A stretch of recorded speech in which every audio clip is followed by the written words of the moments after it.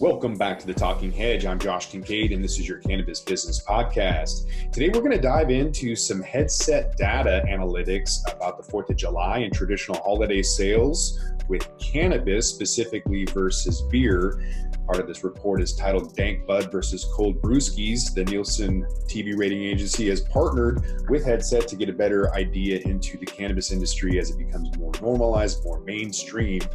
And with that, we're also going to compare prices dating back to 2016 with their basket analysis report and compare that with the most recent report for breaking down top line sales data by baskets in 2019. And I want to welcome my guest, Dan Chemist. He's a distributor and sales rep for CBD Good Products.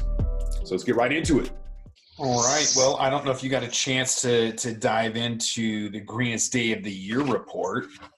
Oh, I was actually kind of freaked out by the whole thing, actually. Yeah, so Nielsen has partnered with Headset, Nielsen, the TB rating agency. Which is pretty awesome. Yeah, I mean, that's legitimization more than anything else, right? That's normalizing the industry where somebody who's so mainstream wants to grab more data outside of just the family TV hour, but for cannabis as well, because a lot of those people are going to be customers and they want to know what's driving those purchasing decisions. So, it rings so true. I was in a call with somebody who, same kind of thing, basically. They're working on the trend lines between where is it now and when will it be completely normalized, and they're trying to predict the date, right? Where it's like, oh, okay, it won't be weird to have somebody deliver cannabis to a store anymore. What's the date that's going to happen? When will distribution become normal? That same kind of thing, because in the end, it is just a product. Right. Definitely going to be commoditized with futures pricing, a race to the bottom, if we look at history with every other commodity. So time will tell. I think a lot of the Canadian companies that are pricing $1.74 wholesale are probably already bankrupt. And I'm talking about the big four publicly traded companies. These guys think that the price in Canada and worldwide will remain $1.74 wholesale. And No way. In my opinion, They're already out of business. The only thing that's keeping them in business is the gamblers or speculators that want to make a return on their money. And I'm all for it. Well, right. Yeah. I mean, the truth of somebody going, again, not everybody, but a lot of people are moving money around without the real data from the street. You and I have been in a place where we've seen, dollar joints and things like that. So again, yeah, go ahead, have your dream about your pricing, but I would build my spreadsheet and I would put some other numbers in there just to make sure my business still works. If it's, $1 or 30 cents, what happens to my business if it's 30 cents on me? Mm-hmm.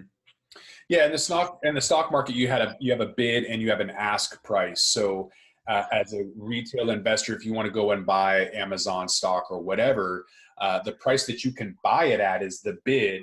And then if likewise, if you want to sell your shares, the asking price is what they're willing to buy it from you for. And so in the cannabis industry, the bid on the wholesale level is $1.75 on joints that I've seen going to the marketplace, and the ask is 50 cents. And so that margin has to come to a purchase price, right? So Yep. Supply and demand has an equilibrium price, and there's a wide gap between $1.74 and 50 cents.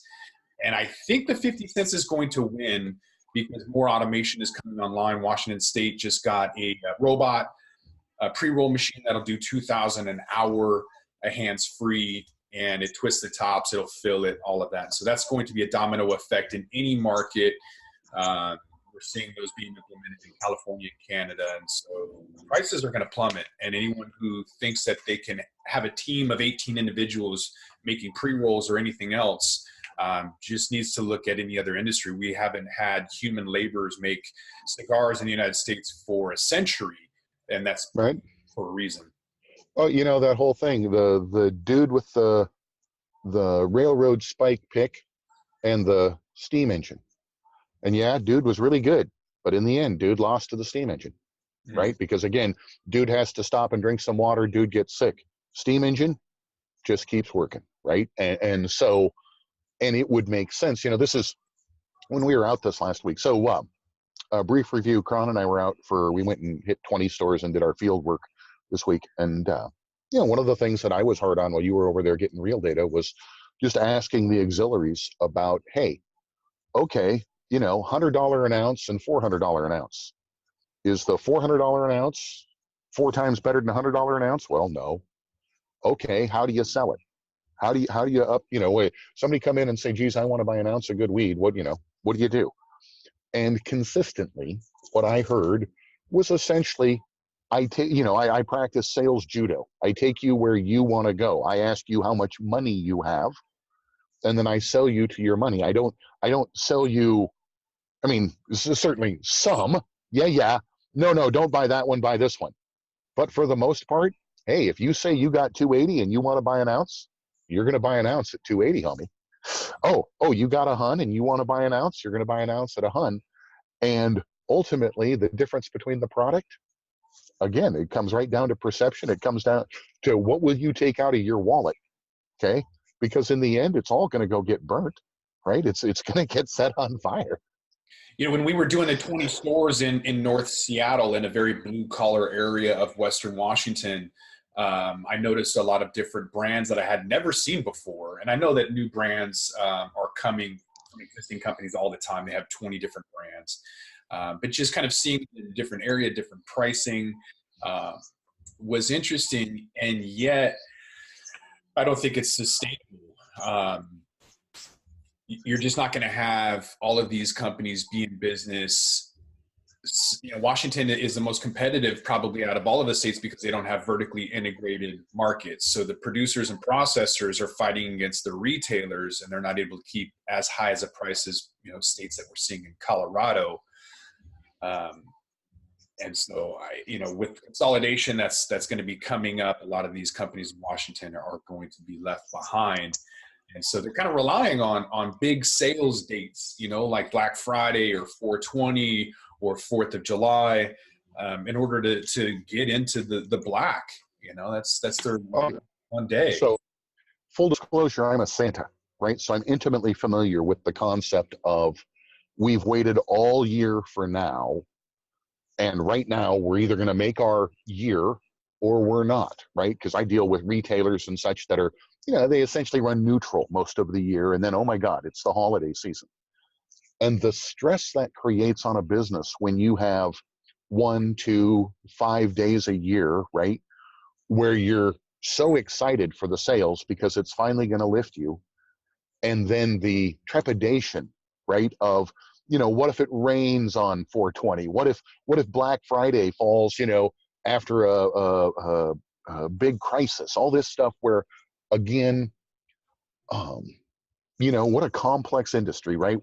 Where the outside perception is, oh, you're a weed dealer, you're making a lot of bread. And inside, these people are learning so many things and challenged by so many things that are more complex than traditional retail, which is its own version of really damn complex. Mm-hmm. Yeah, and as the industry matures, it's becoming more normalized, right? We're seeing a lot of that from even the partnership with Nielsen.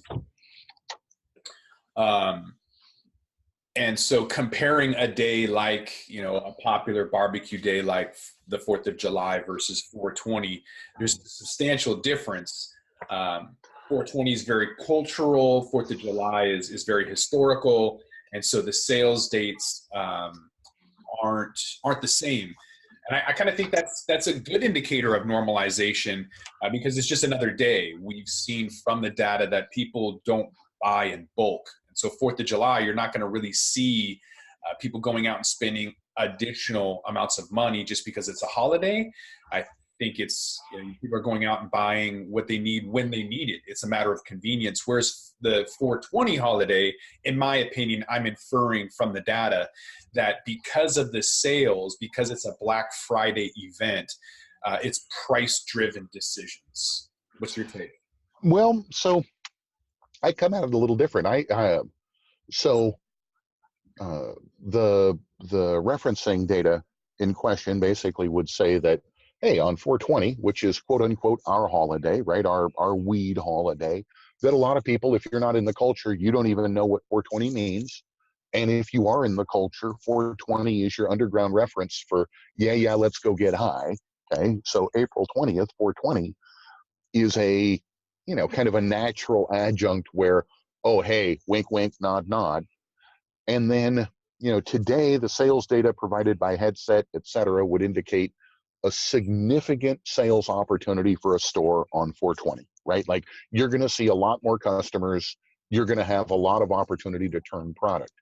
But what was interesting to me was to see that, yes, at the same time, while it's a much smaller bump, the fact of the matter is there is actually a little tiny bit of a bump on 4th of July in weed sales, which would that indicates to me that we're creeping our way into the mainstream where, somebody's like, yeah, it's a big holiday.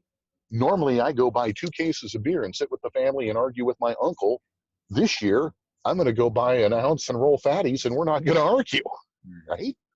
And so, again, over time, what I would expect is that number is slowly going to grow and you're going to see other party favor, legal party favor sales numbers slightly diminish, in that in the end, it is a constrained pie. There's only so many people who are drinking, only so many people are smoking, and a few less that are drinking and smoking. And so watching us chip away at those long-standing consortiums, right? The alcohol lobby, right? The whole thing of like, yeah, look, we bought 2 cases less beer this 4th of July, and we bought a little more weed. I dig that. I dig that a lot. I find alcohol a scourge personally. I'm not a fan. Well, 33% is a massive jump. Oh my God. Nothing to balk at. So it's a lot. Now, right. And at the same time, that's one day, right? Out of 365 days, that it's literally 1/3% less than.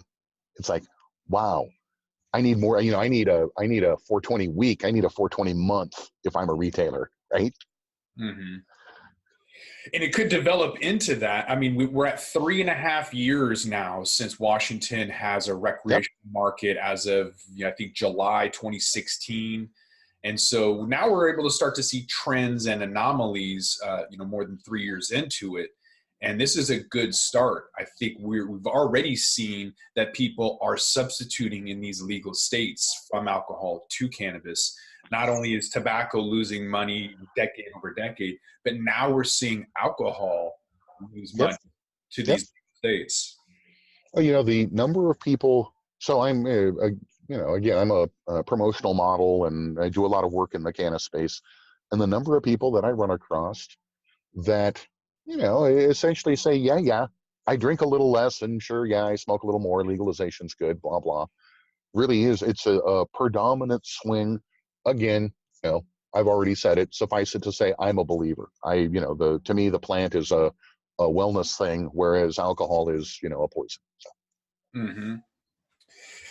If it's all right with you, I kind of wanted to dive into what it looks like to have a 111% increase on 420 versus a normal day, and kind of like what that means, what people are buying. Sure. The Headset report from 2016 to recently. In fact, let me pull that up. So, here's a little anecdote. I deal a lot with Uncle Ike's. They are my preferred. That's where I shop most of the time, unless I'm out of the area. I like the service. I like the pricing, and I really appreciate the smooth operation, right? And one of the things that's interesting is, between them and a few other insiders, in a lot of ways, they sell what's on hand, right? So you plan for 420, but when 420 comes, what happens is it all sells. Your customers show up and they want weed. They are your local, they're the people who've been shopping in the store. I mean, you and I've seen it. We've shown up at some of these stores and there's literally, a line with a line stuck to it. And you look across the street and here's another store without so much as a body at it. By 9:30, there was 150 people in line, or that had gone through already by 9:30, and then a whole slew of people in line. And then Yep. another store we went to, it took them probably till 1 p.m. to get that same amount of people. Yep. Yep. And again, so the whole thing of an evolving client base that's learning, right? Because the fact is, the first time you go into a weed store, you're blown away. You know, you're like, I never even thought it would be legal. And then very quickly it becomes like any other store. You walk in, you're like, hey, hi. And then at some point you find yourself like, again, um, two joints, one for $14, one for $9, and they're the same brand. Okay. I mean, I know which one I'm going to buy, right? And the whole thing of, you know, it's interesting how these stores are laid out and how, you know, you'll find stores right next to each other. It's easy as a consumer to put price pressure on a location. You know, hey, yeah, okay, I'm checking you out. I think I'll go down the way. Yeah. And as you know, some they don't roll. Some are like, okay, go ahead, go down the way. Others are like, don't you leave my store. What do I need to A do? lot of price pressure, though. I mean, average price per gram was $30, and now it's 15 and change. So let's dive into the. So we're going to understand the composition of that average cannabis purchasing basket. So it's Sure. important, obviously, for cannabis retailers and producers. There's inventory control. There's loyalty programs. There's all of these ideas and ways to get people in the door. But when they are, let's look at what they're doing.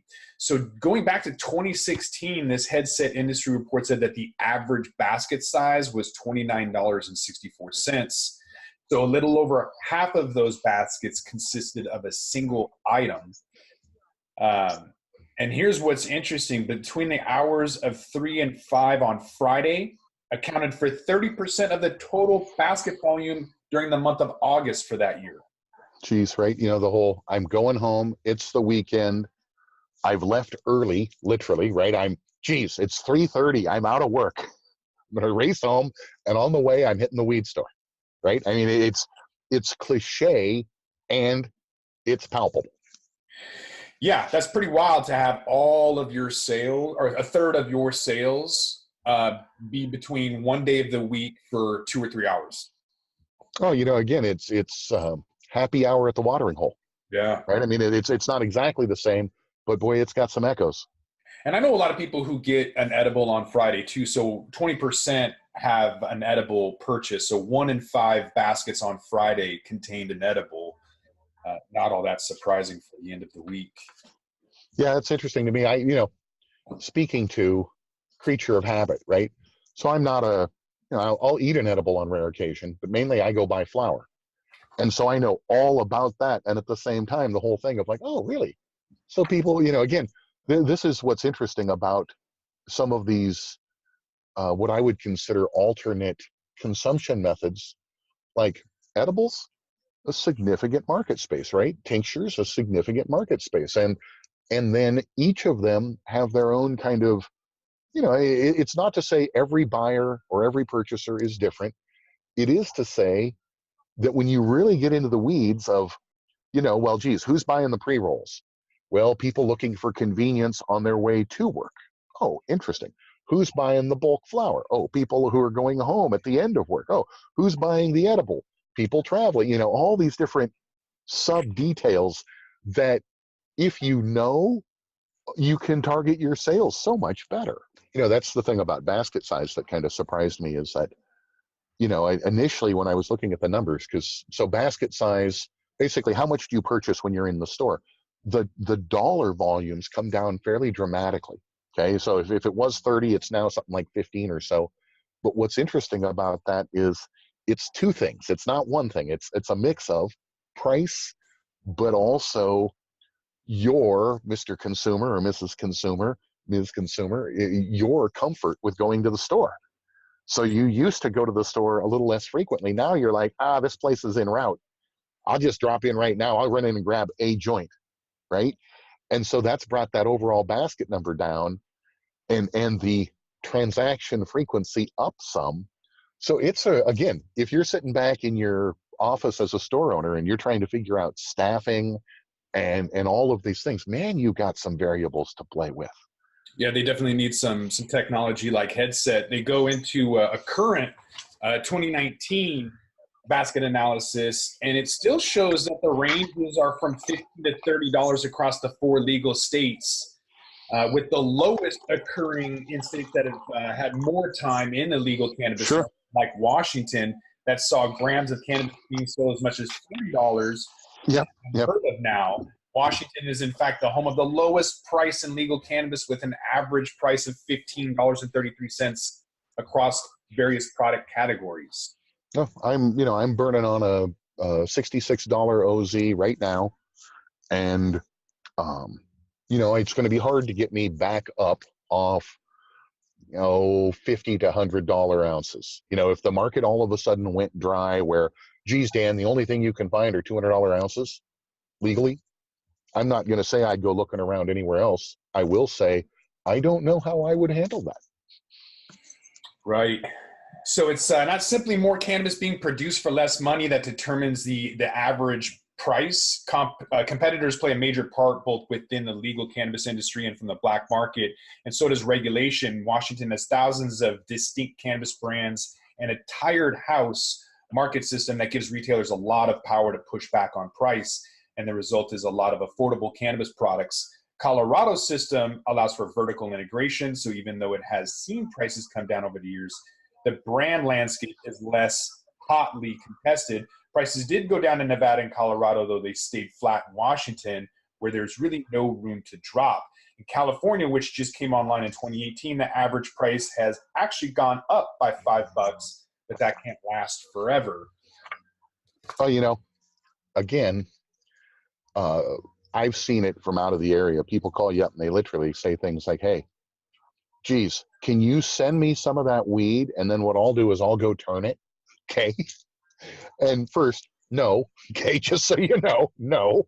Okay. Second, yeah, it's wacky, right? The idea that, so Colorado, the reality is their store model, I would say, is less groovy for the consumer, but groovier for the producer, processor, the retailer.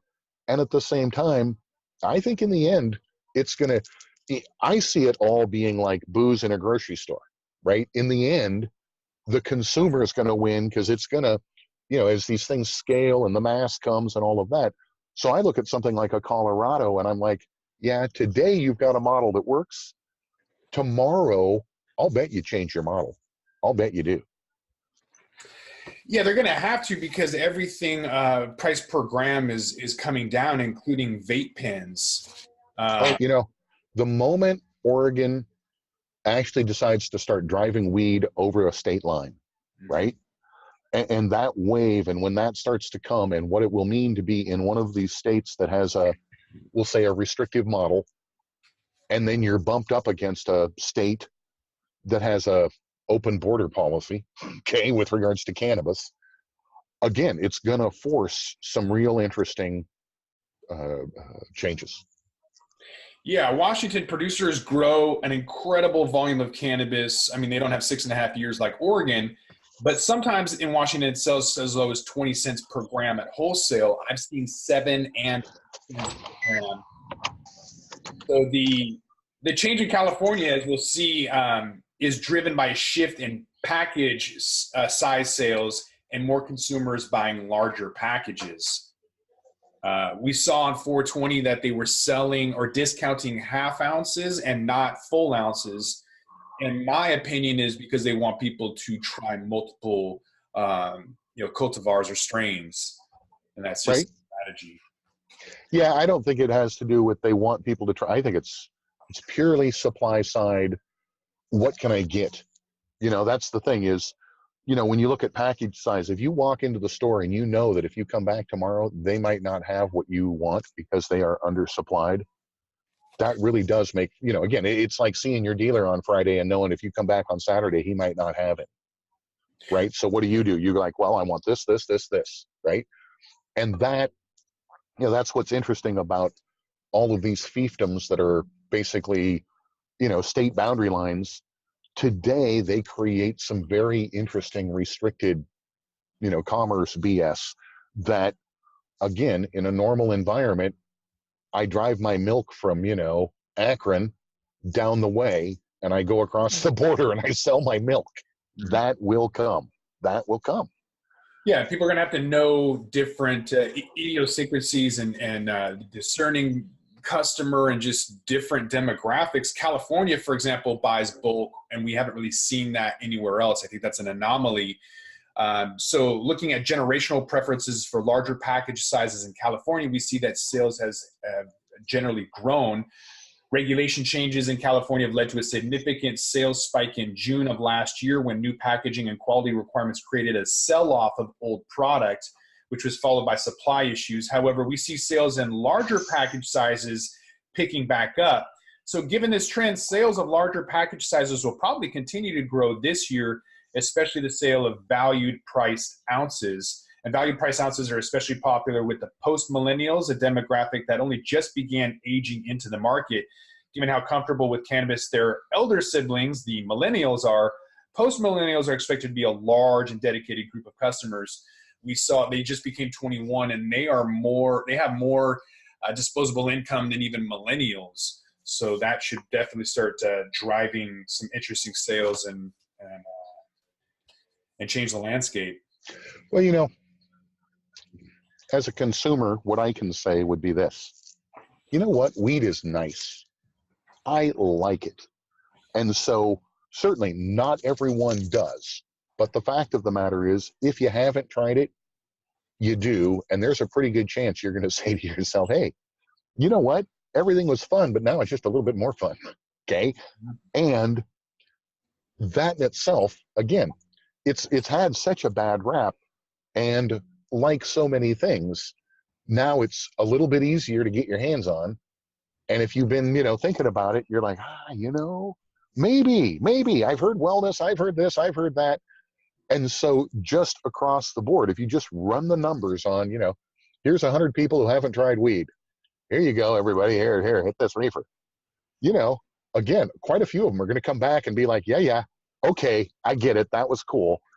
That whole thing, again, watching that wave work its way through these different demographics, I dig it. I'm, again, as a lifetime head, basically, I believe in the plant. I think that it's not a intoxicant. I think it's a wellness thing, frankly. I dig it. And so, yeah, it's funny to me, Con, because here's the deal.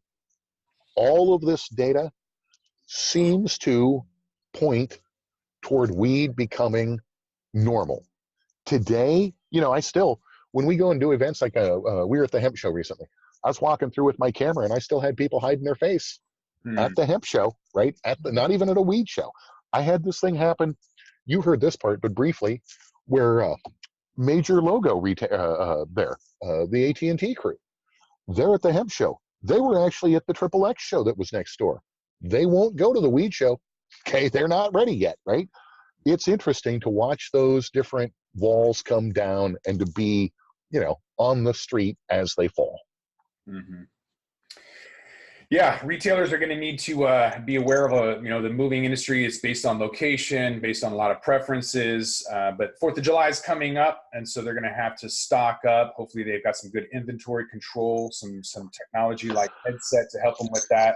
So one of the it looked to me like basically there was a 4 or 6% bump, roughly on 4th of July sales. 33. So does bode well. Oh, on 4th of July? Yeah. Great. Yeah, it's a huge jump. 33% is a really big jump. Most people will take, they'll go to the mall and someone will offer them 10% off for signing up for a credit card or get a free T-shirt or whatever. So that's more than 3 times that. It's a pretty good discount there. You need a bump in sales. Right. Yeah, I dig that. So one of the biggest takeaways here is that prices they vary based on specific locations. Each state has its own cannabis regulation. It shapes everything from the brand landscape to the cost of production. So you might think that Colorado's vertical integration would drive prices down because it actually reduces costs quite a bit, but it seems to actually keep prices higher while Washington's system has driven them to the ground. There's also a matter of taxes. which are generally folded into price, but vary widely between the states. Washington also has one of the highest cannabis excise taxes in the market, yet the lowest price. So there's also a matter of demographic price trends, which will shift rapidly over the next 2 to 3 years as a significant chunk of post-millennials age into the market. Vape pens will probably have to come down in price to meet demand for cheap cartridges. If we've seen that the younger generations have a preference for bulk cannabis at a good price and prefer vaping to smoking. However, despite the broad differences between the states and generations, there are some undeniable trends. Older markets have lower prices and brand new markets have higher prices.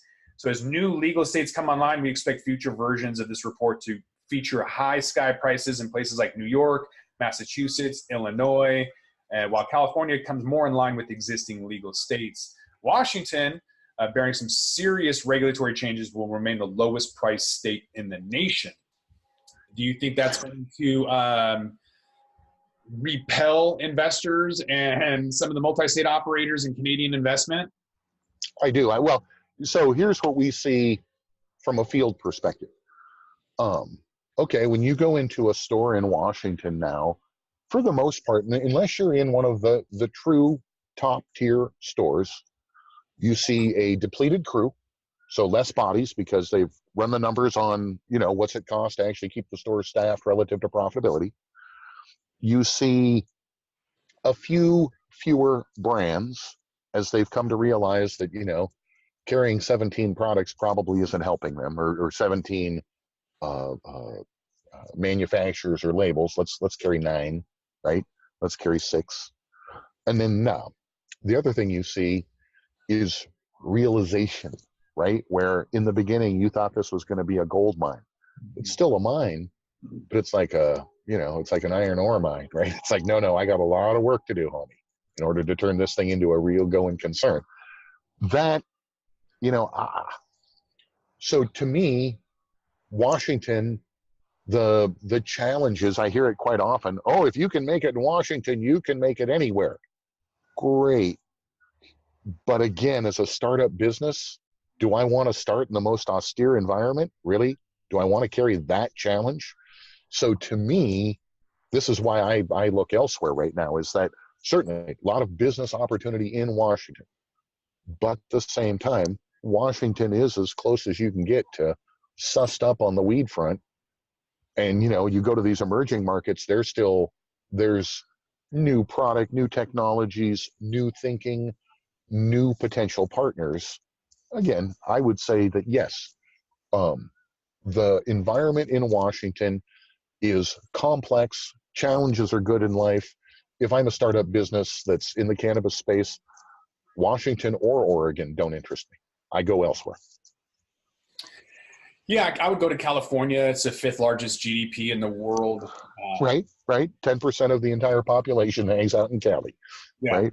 Or Canada, because they have international distribution opportunities.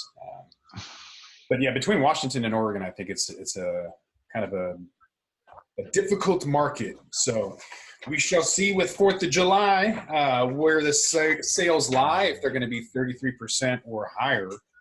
But I guess that's freedom, is it not? Right. Well, here's the thing. If you think about that cool, wonderful firework, how much more fun it is when you're all high and the colors are all vibrant. You're like, oh, I dig it. Mm-hmm. Well, and with that, we're going to roll this one up. I'm Josh Kincaid. This is the Talking Hedge. Don't forget to like, share, and subscribe, or don't. Oh, I'm going to like this. I'm going to share and subscribe.